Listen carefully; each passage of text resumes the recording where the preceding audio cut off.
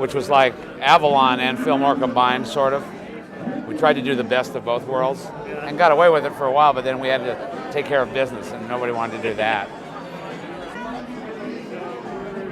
Okay. We opened the Warfield before Bill. We got an out-of-town promoter. And then once he saw that we were successful, he went in and bought that. And we opened, not opened, but what's that? What was that place? The old Waldorf. And X's. And Bill bought all those. And the Carousel. And Bill bought that. And he would never stop. Can you remember the first time you played in this building? No. I've played in this building 100 times. First time was just another gig on the list.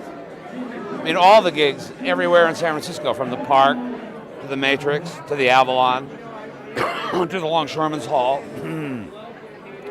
to Republican conventions, actually, we even played. We're all just insane, which was de rigueur for the day and equally containable mentally for most of us, more often than not. It was our regular day. It's sort of quiet and boring now, really, comparatively. Was there anything more special about this place than any of those others? It had its own Fillmore thing, yeah. It has a definite atmosphere. The Avalon had its thing, whatever you want to call it. They were different, but they complemented one another. How would you characterize that? What it was like to perform at Fillmore? Well, you didn't perform. You were sort of just other people doing things at the party that were interesting, hopefully. I mean, the audience was often much more interesting than most of the bands that took the stage at the Fillmore on any given night. And that Grace used to say the stage was good to be in a band because the stage was the least crowded place at the party. And you could see who was here, who you wanted to talk to later, and where they were and how to get there. So it was just madness, chaotic mental madness, self-induced madness. Is there any special feeling about being back here and seeing it reopen? Oh yeah, everybody's been encouraging them to do this for a long time. And Bill started it while he was alive and is just carrying through on that. I was saying if Bill had been here, he probably would have bought the lot next door, built another building and doubled the size just to get 2,000 in instead of 1,000.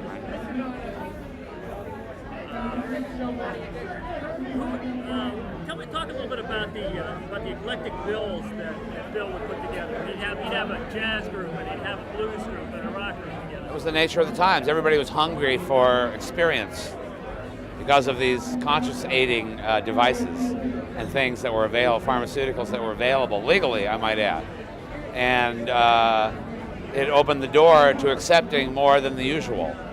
And there would be an exchange between Bill and a lot of the people in a lot of the bands of who can I book, who would be interested, who do you know that's interesting? And we'd say, well, try that, and this over here, then.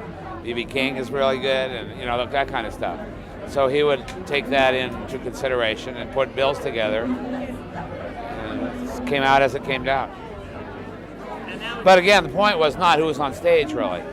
You came to the Fillmore or the Avalon as a place to go to see what was going on.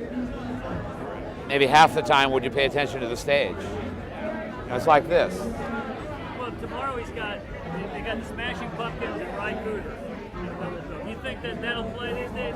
Well, we shall see, won't we? It is a completely different era. But it's small enough to draw, I think, where it's not a problem. I mean, Smashing Pumpkins is a big band. They draw like big places, So I'm sure, they'll do fine. Do you ever want to play here again? I am playing here again. End of May. Want to talk about that a little bit? I would think it would be expected, as long as I'm alive and functional and not drooling or forgetting my name, wandering off to the beach somewhere. Yeah, it's a great place in town to play. It's a great place to encourage. I don't know that they're going to have happen what happened before, because those aren't the times now. But there is something here that's different about the room, just physically, sound-wise. It's a very good room to play in. And then the whole social factor that goes on, which the room sort of encourages, is real unique.